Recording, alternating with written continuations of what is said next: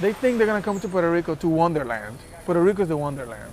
But it isn't.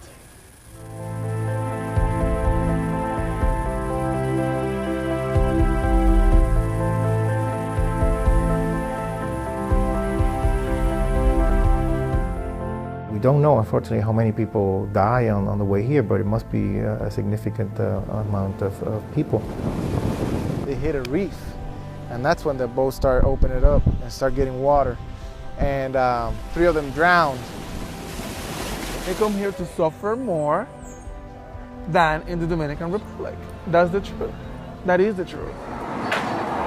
That's sad, because they come here just to be discriminated, mistreated, deported, denied of anything and everything that they can be denied. So you work a month, 2 months, and they tell you because they're illegal, they're not going to pay you. And because if they're so scared of being deported, they keep working. I mean, it's another sense of slavery. I was always have to be like defending my Dominican side and everything, because it was like insulting my mother, it was insulting my family.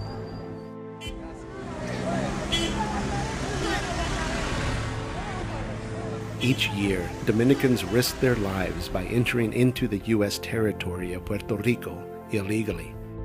They travel 90 miles through the treacherous waters of the Mona Passage to escape extreme poverty in their homeland. The Dominican Republic, Santo Domingo, my country, in this moment it is in crisis, and it has been that way for a long time.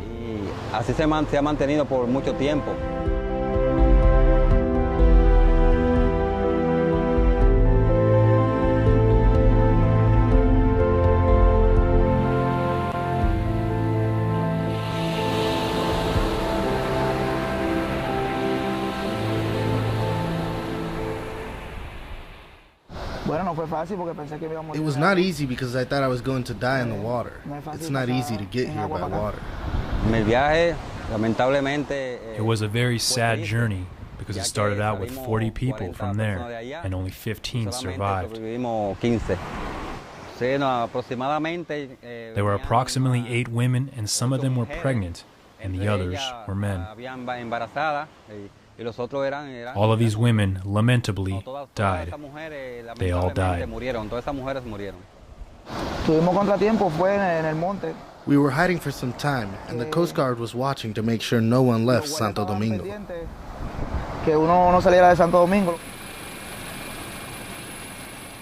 In 2005, the estimated number of undocumented Dominicans who attempted to cross the Mona Passage was more than 10,000.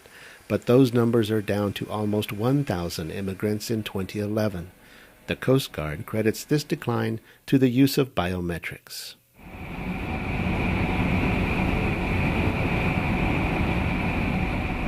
Just given the nature of how big of an area we're working with, we rely heavily on the aircraft, if they're up, to vector us in. Depending on the size of Yola and how many persons on board, the case can take anywhere from a couple hours to upwards 6-7 hours. So we're pretty much using all of our sensors on board to find this very small and hard to find wooden homemade vessel. So the hard part is finding them first. The Yola, we made it by hand, with pieces of wood. It was poorly made, and with the impact of the waves up and down, and later the reefs and the rocks. It really highlights how dangerous making that transit in unseaworthy vessels, overcrowded vessels, homemade vessels, how dangerous that transit really is. I don't want to do that again. If I had to get on another boat like that one, I don't think I would try it. I would not try it because it was monstrous. It was monstrous. With the political eye on the U.S.-Mexico border, many people have forgotten about America's third border, Puerto Rico. First thing we'll do is we'll check them in. We'll ask them some basic questions. Where are they from? What is their name? Where are they going? And then we'll conduct biometrics, which essentially takes their fingerprint data and puts it into a larger national database. A big concern for us is medical issues. We started with 40 people, and only 15 survived because the boat was destroyed in the Mona Channel, and the ones that lived had life jackets or held onto pieces of wood. It made an impression on me. Imagine, everyone screaming, the sharks nipping at the people also. So it was very sad. It was very sad. Beyond the dangers brought by nature, there is another obstacle they must overcome. The event that they see a plane, they're gonna put a blue tarp on it. So if you're looking in from the plane, you're gonna think it's the ocean. If it's at night, they also do it so you don't have a count.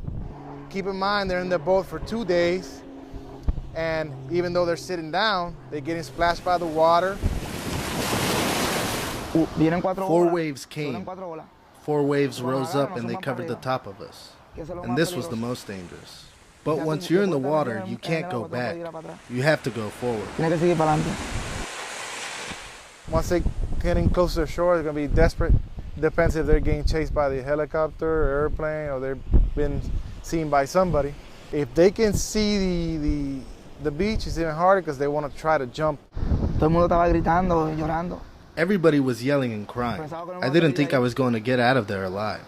I myself fell into the water also. When we were coming to Puerto Rico, I fell in and the waves threw me back into the yola.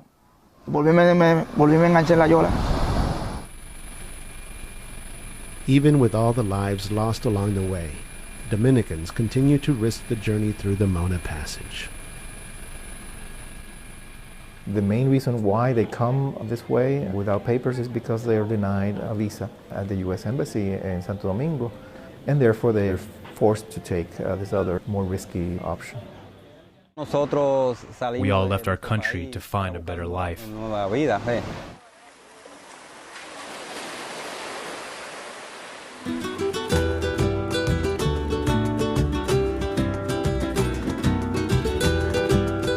Those that do manage to survive the sea and evade capture integrate into Puerto Rican life, move into the cities, and search for work, a challenge for the undocumented.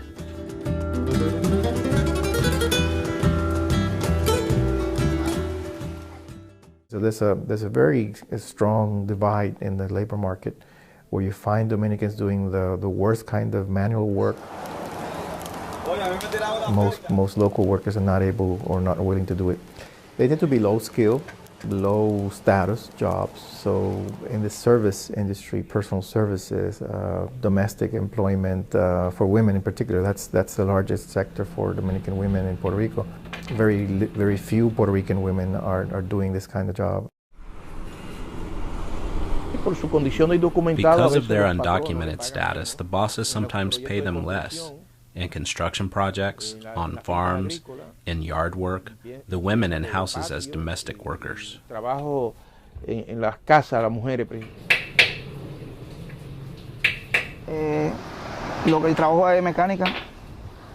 work as a mechanic. I make appointments to go to people's houses.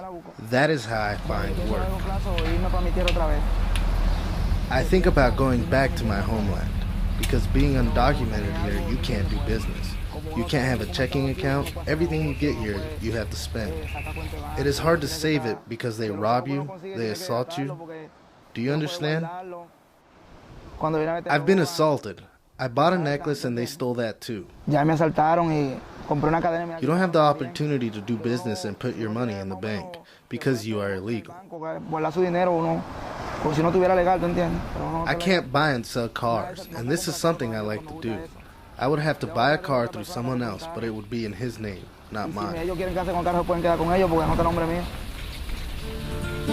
We know that a large number of Dominicans have been coming every year to work in the coffee growing business, just as Haitians have been doing in the Dominican Republic for a long time, because Dominicans back home don't necessarily like that kind of work, except when it's better paid than back home. In the municipalities where the coffee plantations are concentrated, the plantation owners have confirmed that 80% of the manual laborers are undocumented Dominicans.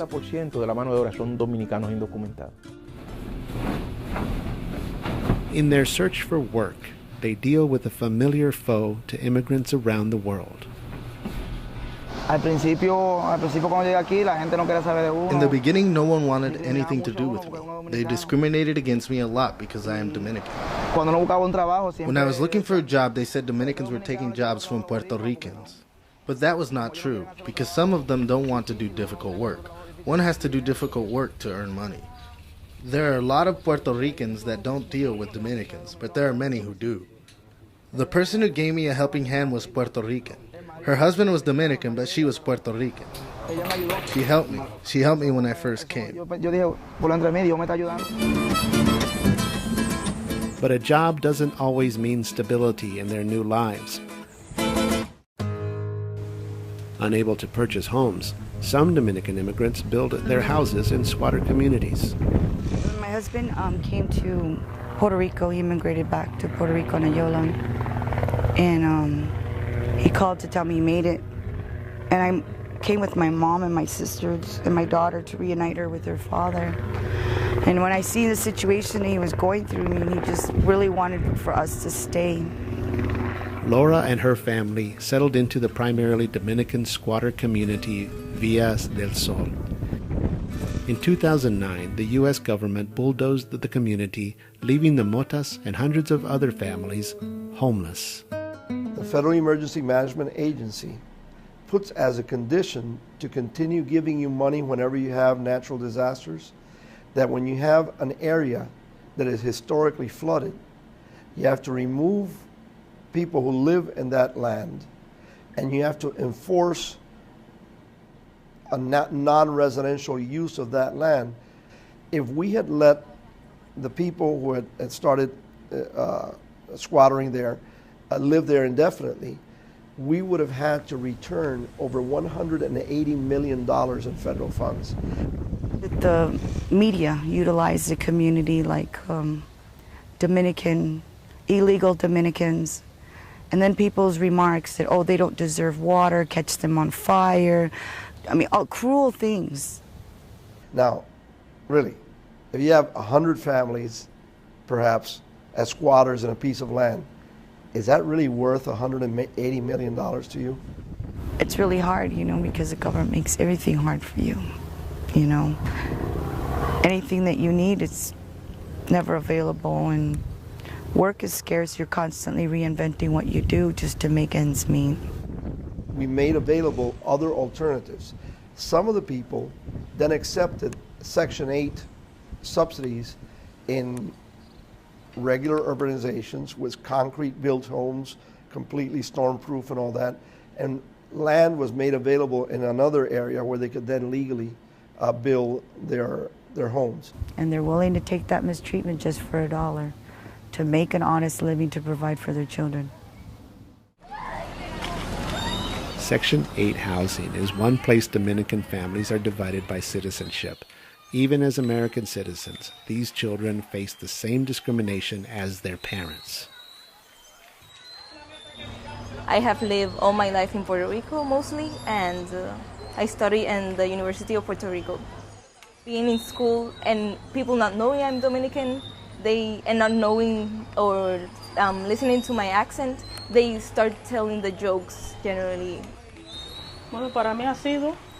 For me, it has been better than Santo Domingo, as I say. And if I have to clean some floors to give my kids a better life, I'll do it happily. It's just insulting, like being so general about like a race or anything else. So like always hearing those Dominican jokes make me feel more conscious about every time we talk about another race. It's not only because I'm Dominican, it's because they're the minority or they're not us. We're gonna be, they're gonna be the ones we laughed at. I'm going to tell you something. I feel happy because I say I've done my work like it should be done, and without help, as I say. I've done the right thing, so I am quite happy, because for me they are both good people, and I hope they are like that until they're old. Well, I think it was like her decision. It was before I was born, so what I am is because she came here, so I like what I am now. So I'm perfectly fine that she came to Puerto Rico, and I'm proud being both sides. Many second-generation Dominicans aren't given the chance to embrace both sides because they are left behind. The need for work outweighs the need for family. I miss my family. I miss my kids. Sometimes I feel sad when I think about them. I've almost forgotten their faces because I haven't seen them in so long. When we talk on the phone, sometimes I laugh, sometimes I cry. That's just how it goes. While examples of the struggle seem endless, there are also signs of hope.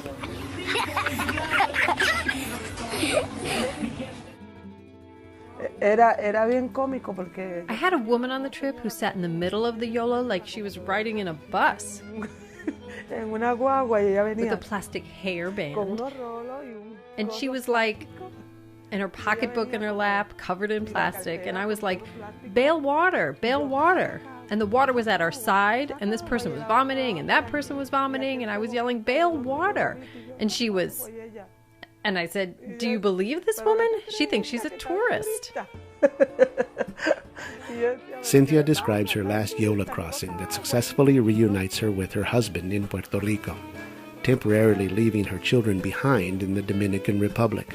Her husband also came by Yola and became a U.S. citizen in 1987 through an amnesty program, giving their family a new beginning. It's not like what they tell you when you're there. When you're in the middle of it, you say, what's happening? Will I make it or will I not make it? And thanks to God, I've been here for more than 25 years.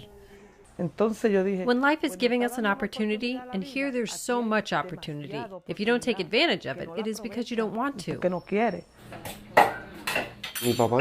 My mom and dad have been fighters in order to move us forward, and obviously they did it, and they did it struggling to get ahead. They brought us here. They made it so we could study and that we could perhaps become better people, so that is important. My parents are incredible, and I'm not going to change that for anything. I'm not embarrassed about who they are, and I'm very thankful that they have given me the academic career that I have, and that they've always supported what I wanted for myself. I always told them, okay, the rule in this house is study, study, study, and study, nothing else. And if someone is going to work, the priority is still your studies. And this is how you guys have to move forward. You have to fight. Coming from the salary like my dad's, this would be impossible. Having 3 children at the same time studying, and the reality is we did it. We're 3 professionals. There's a 4th child who also wants to be a professional, and if you think about it, without support, it'd be impossible. So the help of the United States is a very good thing.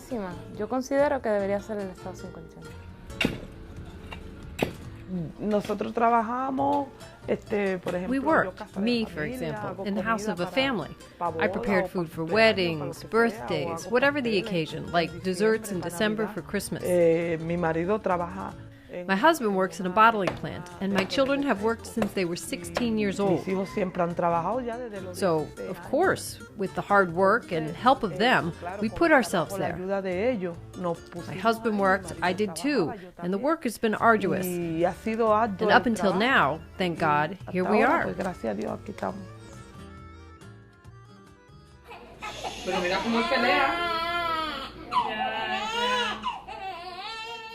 The future of Dominicans in Puerto Rico lies in part with second and third generation Dominicans. His name is Lucas, and he weighed 6 pounds, 13 ounces. I had the biggest example that a person could have, which is what my dad was to me. So I plan to do exactly what they did with me. The exact same thing that they did with me.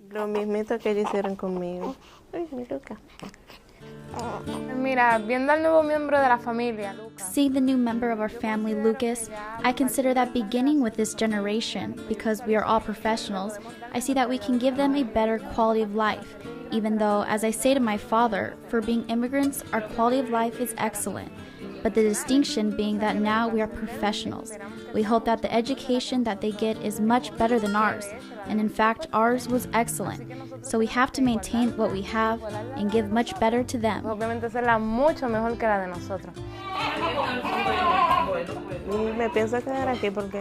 I think I'm going to stay here because you can't deny the help and opportunities. And you need to take advantage of that. The future could come and provide new opportunities, but I would want them here. A lot of Dominicans are coming here to study, and they're getting established here, bringing their families here, they have a life here. Well, this obviously favors the community, because now there is a group that represents us in different areas, and this keeps growing through the years. I think we should put our flags to one side, our nationalities, and realize that all of us are equals, and that we walk the path in the same way. You might have come to Puerto Rico and Yola, but in your country, you might have been a doctor. Perhaps here, you can't practice medicine because there's a law that restricts it. But I've seen many Dominicans here that are educated people, lawyers, doctors, but obviously, because of the lack of documentation, they are limited here. I think we need to equalize it. It is like I always repeat, equality and no discrimination. This is the foundation.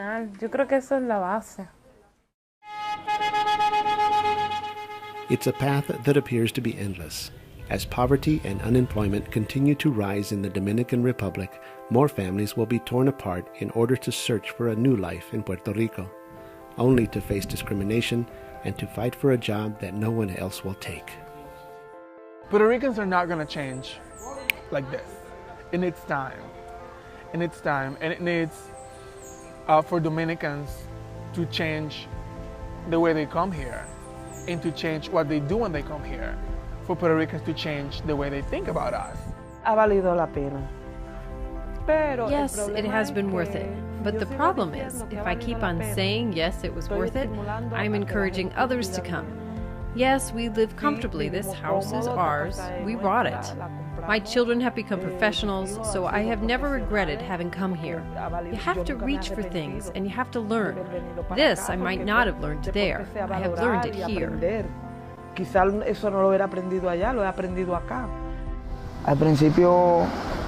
At the beginning, it was worth it, but now that I lost my mother to cancer, I decided to stay in Puerto Rico. I have brothers, but it's not the same when someone doesn't have their mom.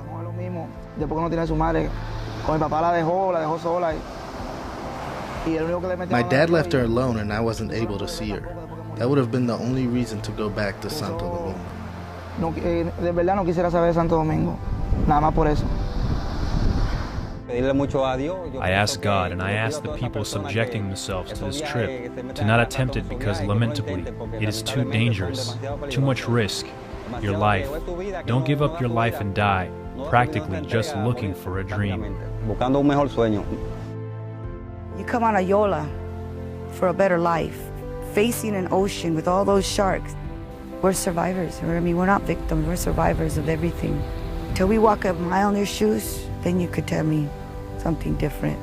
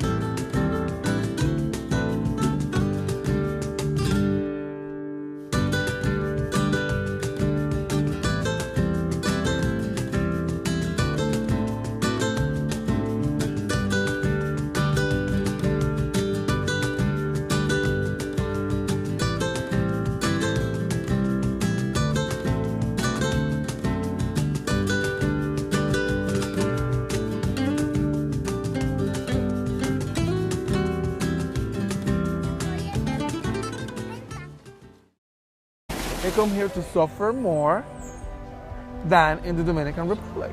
That's the truth. That is the truth. And that's sad, because they come here just to be discriminated, mistreated, deported, denied of anything and everything that they can be denied. So you work a month, 2 months, and they tell you because they're illegal, they're not going to pay you. And because they're so scared of being deported, they keep working. I mean, it's another sense of slavery. I was always have to be like defending my Dominican side and everything, because it was like insulting my mother, it was insulting my family.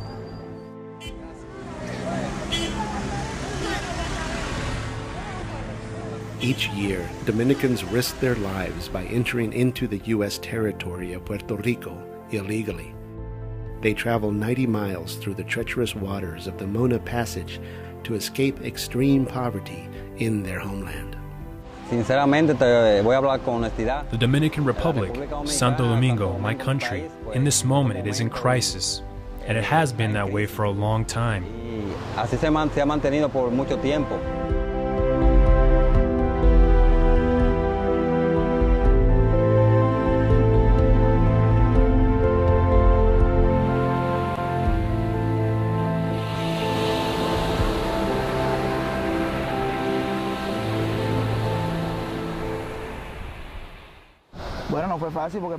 It was not easy because I thought I was going to die in the water. It's not easy to get here by water. It was a very sad journey because it started out with 40 people from there and only 15 survived. There were approximately 8 women, and some of them were pregnant and the others were men. All of these women, lamentably, died. They all died. We were hiding for some time, and the Coast Guard was watching to make sure no one left Santo Domingo.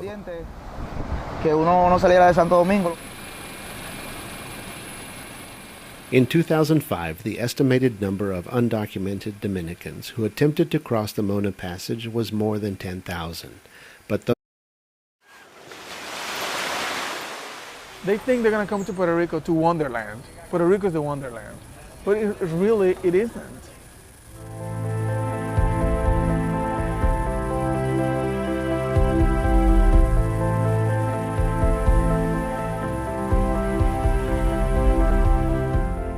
We don't know, unfortunately, how many people die on the way here, but it must be a significant amount of people.